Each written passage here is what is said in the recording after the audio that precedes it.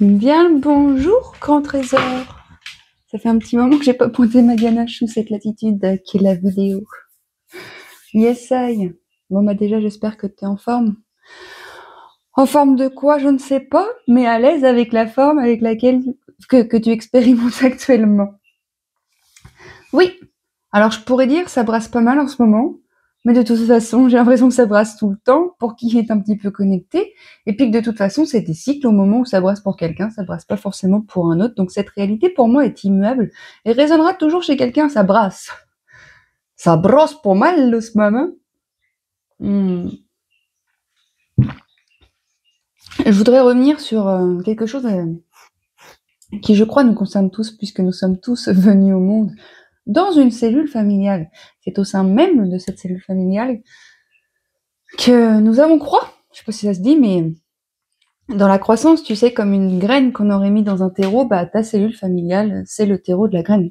Et en fonction de ce qui était présent dans cette cellule familiale, bah, il se peut que ta graine, elle se soit adaptée à certaines choses. Ça, c'est un fait, j'ai déjà déposé et posé, et j'espère que pour toi, c'est OK. Ce que, néanmoins, j'aimerais préciser, c'est que c'est des couches et des sous-couches. On peut tous parler d'abandon, de viol, de trahison, de rejet, de suradaptation. On ne sait pas à quel point dans nos cellules c'est venu imprimer certaines choses. Ça, c'est pas de l'ordre du mot, c'est de l'ordre du ressenti, du voltage électrique qui est stocké dans ton corps. Je te raconte ça parce que moi, cette semaine, j'ai passé la semaine, enfin pas cette semaine puisque nous sommes lundi, mais la semaine dernière, avec les membres de ma famille. Des êtres que j'aime par-dessus tout énormément beaucoup.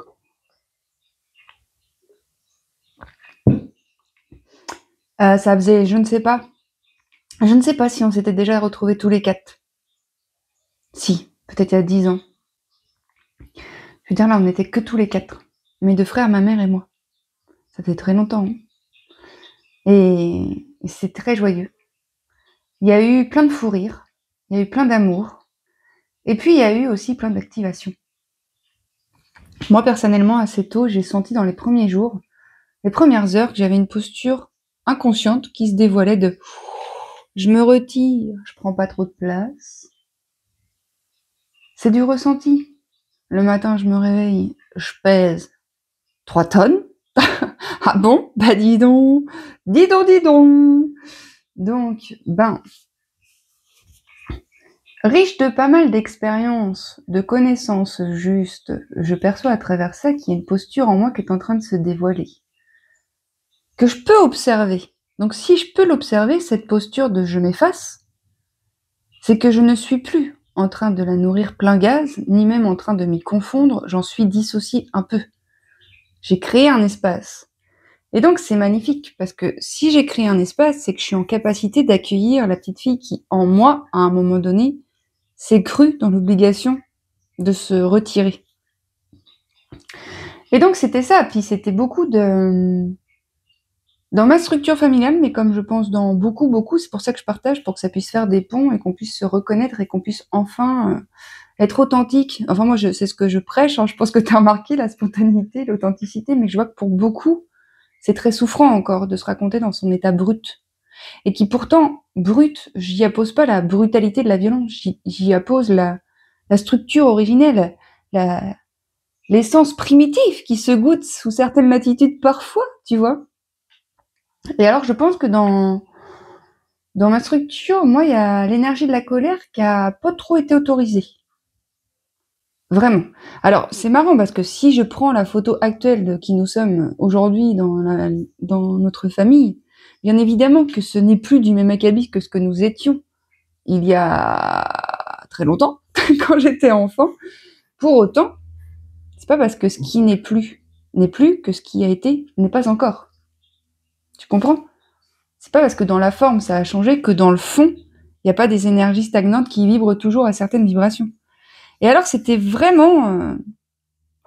je vous partage parce que j'ai à cœur de contribuer à vos prises de conscience, à nos élévations respectives, à l'avènement d'une nouvelle humanité où on se raconte vraiment, on se raconte sans filtre, Et on n'a pas peur du regard de l'autre ou de se faire critiquer, rejeter ou quoi qu'est-ce, parce qu'on est tous au fait avec ce que nous sommes. Et que nous sommes tous au fait que nous sommes tous interconnectés. Et en fait, l'amour peut enfin circuler, c'est magnifique. Donc vraiment, je te témoigne de ça, pas pour parler de ma life, mais pour prendre un exemple. Je regarde l'heure quand même parce que ma spécialité à moi, c'est que j'ai tout mon temps pour aller au cabinet, pas aux toilettes, à mon lieu de travail. Et puis au dernier moment, je m'aperçois que je suis en retard. Donc je check l'heure quand même. Oui, donc la vibration de la colère en est une qui n'a pas eu le droit d'être dans mon terreau familial enfantin. Ok ? Je ne dis pas que c'est plus d'actualité. Je ne dis pas que c'est encore d'actualité. Je te parle de quelque chose qui a eu lieu il y a très longtemps, dans lequel j'ai grandi. Donc au moment où la graine plante ses racines, bah, elle vient prendre les informations du terreau et construire son être, et de ces mêmes vibrations de ce terreau-là, se nourrir pour croître. Donc si dans ce terreau familial, la colère est interdite, et ben dans la croissance de l'être, la colère va être interdite. Et pourtant, elle existe. Donc quand l'être va ressentir la colère, il va y avoir un stratagème de défense du cerveau pour ne pas l'exprimer. Donc c'est là qu'effectivement, c'est intéressant de comprendre le trauma, parce que tous ces moments où ma colère n'a pas pu être exprimée, c'est un trauma, c'est une énergie de survie qui a été cristallisée. C'est-à-dire que mon système nerveux a été conditionné pour ne pas recevoir cette colère, qui pourtant est inhérente à ma nature. Donc, quand j'ai la colère qui apparaît, mon système nerveux chante l'information et je propose au monde une autre version de moi. On est tous passés par la case conditionnement. Ça, c'est un conditionnement. Si quand tu es en colère, tu n'es pas reçu, si tu n'es pas reçu, tu expérimentes le rejet. Ton cerveau, tu as besoin de faire du lien. Il assure ta survie. Donc si dans le lien, tu n'as pas pu être en contact de ta colère, il va supprimer la colère pour être en lien. Donc il va sacrifier ton authenticité pour survivre. Mais c'est le but du cerveau, donc c'est magnifique. Ce qu'il a un peu moins, c'est l'inconscience de... l'inconscience présente chez les personnes qui élèvent des enfants. Et c'est pas un... C'est ok, c'est comme ça que ça se fait dans l'intelligence, dans la conscience du moment, ça pouvait pas être autrement. N'en demeure pas moins qu'aujourd'hui, c'est bien de poser un regard nouveau sur ces façons d'être pour proposer autre chose. N'est-il pas? Hein, la colère, mon ami, c'est noble, c'est incroyable.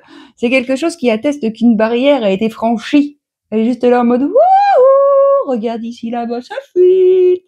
Merci colère, j'arrive de suite.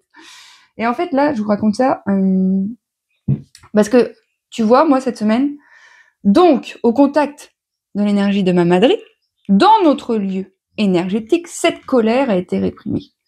Donc, elle a quand même existé, hein, mais elle ne s'est pas toujours manifestée, matérialisée, densifiée. Donc elle est restée sous forme d'énergie. Alors quand, énergétiquement parlant, dans le terreau, quelle expérience? Eh bien, il y a de nouveau cette rencontre avec cette énergie qui est celle de ma mère. Il y a de nouveau dans cette dynamique cette colère qui a été en excès réfrénée, donc en excès présente. C'est comme si, vois-tu, c'est pas parce que comment dire, tu mets un sparadrap sur une blessure qui disparaît. Hein. C'est comme sous le tapis. C'est pas parce que tu caches de la poussière sous le tapis que la poussière disparaît.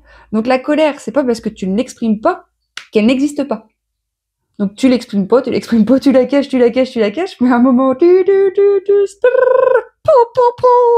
elle va venir faire cramer tous tes autres systèmes, bien évidemment. Donc, c'était intéressant d'observer qu'il y avait cette colère dans cet espace-là, mais que j'étais encore assujettie à un conditionnement de « je ne peux pas être en colère dans cet espace, je ne peux pas être en colère tout court, je ne peux pas être en colère en face de cette femme », c'est une information inconsciente qui a été programmée, qui s'est programmée dans mon cerveau. Ce n'est plus ce que je cautionne aujourd'hui. Et ma mère est en capacité de me recevoir dans ma colère. C'est moi-même qui ne m'autorise pas à l'être. Parce que, inconsciemment, si j'exprime la colère en face de cet être, qui a été celle qui m'a élevée et qui ne m'a pas autorisée à la ressentir, donc j'ai été aimée par ma mère quand je n'étais pas en colère, surtout pas, Donc aujourd'hui, pour cette petite fille en moi, si je me mets en colère contre ma mère, son amour m'est retiré. Pour la petite fille en moi, mais là, laisse tomber la neige, l'intensité de la charge électromagnétique, énergétique dans mon dedans est telle que je suis encore figée. Alors la bonne nouvelle, et c'est là que le partage devient encore plus intéressant.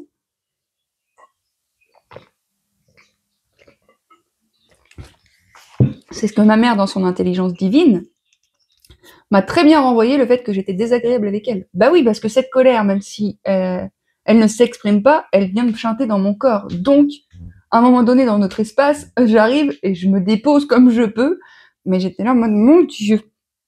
Alors, j'ai de la colère, je ne peux pas être en colère, ça fait un boogie-boulga qui fait que dans notre espace relationnel, tiens, prends ça, donc j'étais agressive. Et je me voyais agressive avec ma mère, je sentais une haine viscérale, si tu veux, et j'étais là, wow. Le piège de trop de compréhension serait de réfréner tout ça sous couvert de respire, t'as compris, ça suffit. Non. Le piège serait aussi de rentrer dans cette petite fille et puis de tout péter. Non plus. Le but, c'est de trouver l'équilibre. Et alors là, bon courage, parce que j'ai l'impression qu'il n'y a pas beaucoup d'endroits où on nous enseigne de trouver l'équilibre. Mais bon, l'expérience directe s'en charge très bien. Donc ma mère, quand elle me dit ça, à la fin de la semaine, je sais pertinemment qu'elle a raison. Donc là, je me reçois un pieu dans le corps, dans le cœur, parce que j'ai trop honte. J'ai honte d'être en colère contre cette femme que j'aime et qui m'aime. J'ai honte. Mais la honte, c'est pas une émotion associée à mon adulte. C'est une émotion de ma petite fille, qui a honte d'être en colère, puisqu'au contact de cette colère, elle n'a pas pu être. Donc elle veut pas. Sauf que du coup, j'ai dormi dessus. Et le matin, j'étais un petit peu agitée, j'avais envie de parler avec ma petite mamoune. Surtout que c'était la fête des mères. Bonne fête, maman. Et donc, je lui ai demandé, on est pas très doués pour demander des choses au nom de notre jeu dans la famille. Donc j'ai dit, ça te dit de venir balader Paupiette avec moi? C'est fascinant de s'observer, hein. Avec beaucoup d'amour. Donc effectivement, nous voilà partis balader. J'ai maman, je pense que je vais te dire des choses, puis ça va venir m'activer. Ça va pas louper. Ah, j'ai pleuré.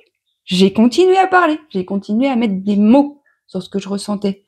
J'ai continué à accueillir cette petite fille en moi.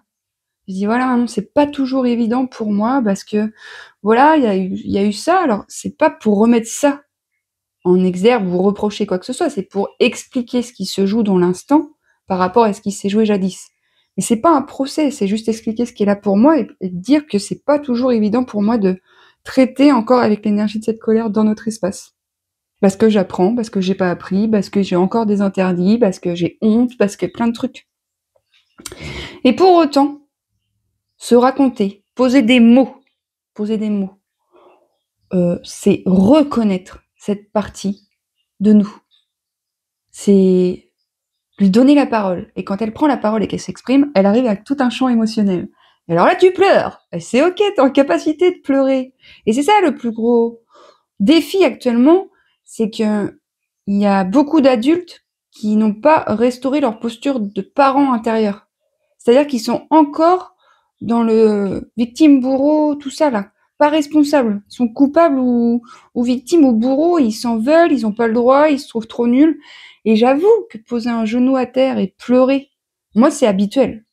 Ça me gêne pas du tout de pleurer. Il y en a pour qui c'est très compliqué. Là, quand j'ai pleuré devant ma mère, évidemment pour mon corps c'est éprouvant. Évidemment pour mon personnage ça l'est encore plus. Parce que non. Mais en fait, je donne le pouvoir à l'aspect brut en moi. L'aspect sauvage, l'aspect primitif, l'aspect originel, qui n'est pas celui qui est modifié par mon petit personnage. Donc oui, je pleure. Et je me raconte. Et je suis reçue. Et tant mieux. Ce sera pas toujours le cas, pas avec les gens que je parlerai, mais avant tout, je le fais pour moi. Et là, on est dans une dynamique magnifique dans cette structure familiale, parce qu'il y a beaucoup d'amour, indépendamment de tous ces traumas qui se réactivent parfois, qui ne sont que des opportunités de croissance. La vie, toujours, elle cherche à te faire croître. Donc, toutes les enclumes en interne qui te pèsent, qui te plombent, vont être mis en lumière. Donc, souvent, c'est effectivement, il faut vraiment se saisir de cet aspect énergétique avant tout. La forme, c'est un détail. La forme te ramène au fond, qui est énergétique, à l'avant tout. Je dis ça parce que cette colère qui s'est jouée en moi au contact de ma mère, dans la forme, c'est comme ça, mais dans le fond, c'est une colère beaucoup plus ancienne sur notre lignée de femmes. Mais bien évidemment que ma mère non plus n'a pas pu connecter sa colère, mais bien évidemment que sa mère non plus. Et tout ça, ça se réactualise actuellement sur Terre, dans les expériences que l'on fait. Il y a énormément d'extractions en cours, il y a énormément de perte de sens, il y a énormément de guérison, il y a énormément de chaos. Mais sachez, oh là là, je ne sais pas si je vais vous faire un dessin. Non, je prendrai mon tableau, j'ai eu un tableau Velleda, je vous ferai un tableau parce que j'ai réellement envie de vous expliquer ce qui se passe avant de se rencontrer dans la forme. L'agitation énergétique que l'on ressent est ô combien normale. Mais ça, j'aimerais vous l'expliquer à travers un dessin pour qu'on comprenne ensemble, en fait.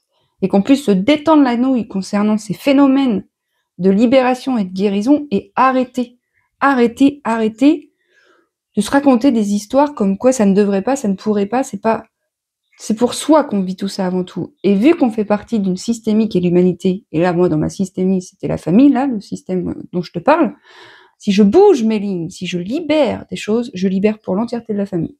Je libère pour l'entièreté de l'humanité. Donc, ce que tu fais pour toi, tu le fais pour tout le monde. Parce que là, bien évidemment, qu'on pourrait penser, mais je vais pas dire ça à ma mère, comment elle va le prendre? Je ne fais pas ça contre ma mère, je fais ça pour moi, donc je fais ça aussi pour ma mère.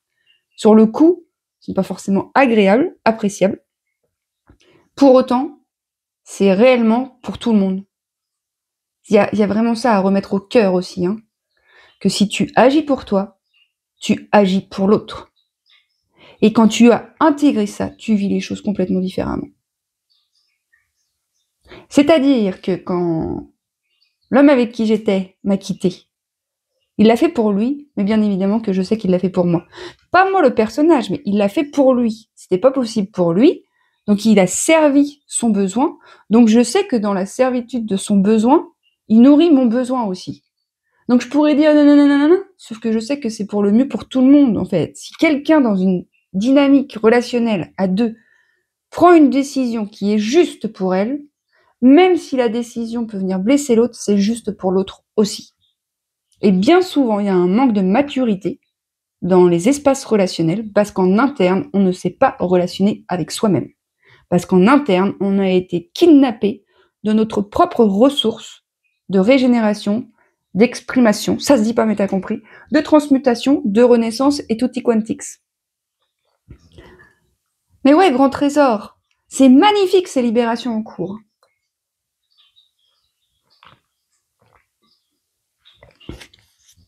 Et je pense que sincèrement, quand on sait comment ça fonctionne, on peut s'abandonner plus facilement au processus. Vraiment. J'ai fait un dernier post la dernière fois sur mes réseaux là, où j'avais l'impression que pour beaucoup, il y avait une difficulté à rentrer la clé dans la serrure, mais parce que beaucoup ne regardent pas la serrure et ne voient pas le chewing-gum comme étant un chewing-gum. Ils pensent que le chewing-gum fait partie de la serrure. Putain, je suis trop con, j'y arrive pas. En fait, man, le chewing-gum, ce n'est pas toi. Ce n'est pas toi, c'est quelque chose dont il faut prendre soin, là, faut s'en occuper, faut l'enlever de la serrure pour que tu puisses ensuite mettre la clé. Toutes ces informations qui sont cristallisées en nous nous empêchent d'être connectés à notre cartographie originelle, à notre essence originelle. Le but n'est absolument pas d'aller fouiller tous les dossiers, sinon de cultiver un état d'être dans le présent qui fait en sorte que ces informations puissent circuler. Donc pour ça, il y a énormément de choses. Il y a le yoga, il y a la méditation, il y a la thérapie. Thérapie par le corps, j'insiste. Le corps doit être mis au centre, les copains. C'est indéniable. Vous savez que 80% des informations dans le corps circulent du corps au cerveau et 20 seulement dans le sens inverse. Donc à un moment donné, il faut prendre en considération et en charge et en priorité ce support charnel qui réinforme le cerveau. Oui, il faut s'en occuper, il faut le choyer, il faut l'écouter, il faut le ressentir, il faut le goûter, il faut le libérer, il faut le devenir, il faut revenir dans son corps.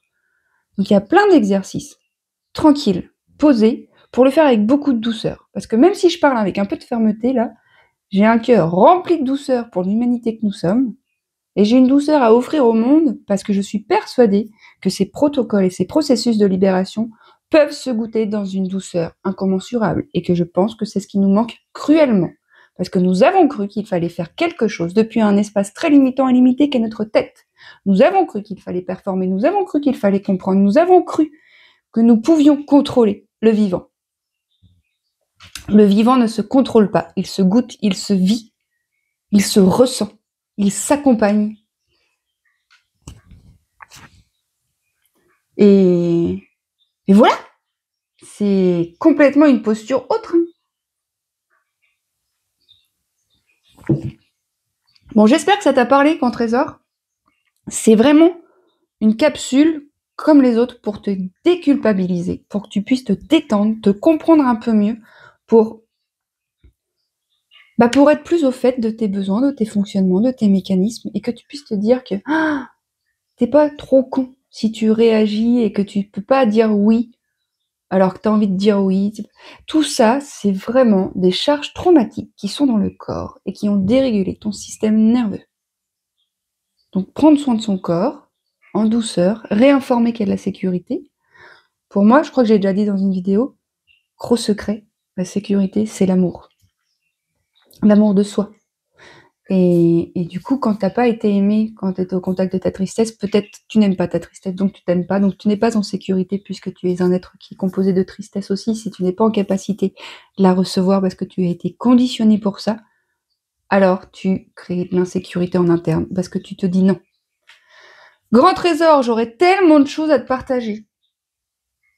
Je pars en tournée intermondiale. Sache que pour l'instant, je m'arrête à Angoulême.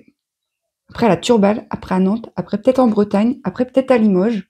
Si sur la route, tu veux qu'on s'organise une petite causerie, une petite conférence sur les traumas, un petit événement breathwork, une petite journée au cœur de l'être où on expérimente tout ça, parce que le blabla c'est bien, mais rien jamais ne prévaut l'expérience directe.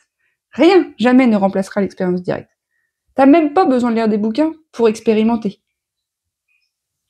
Tu peux lire des bouquins pour savoir de quoi l'expérience parle, traite, mais jamais, jamais, jamais tu peux lire autant de bouquins sur le goût de la fraise tant que tu ne goûtes pas la fraise. Tu ne sais pas ce qu'est le goût de la fraise.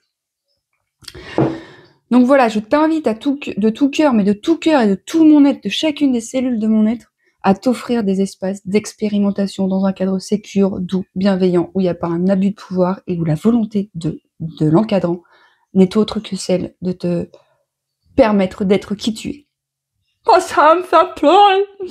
Voilà, Grand Trésor, j'espère que ça t'aura aiguillé. Maintenant, si tu regardes cette vidéo, sache que je t'aime très fort, tu le sais. Je te remercie d'être et d'exister, d'être celle que tu es. Et je suis fière de qui nous sommes. Oui. Je vous embrasse, les Grands Trésors, je vous embrasse.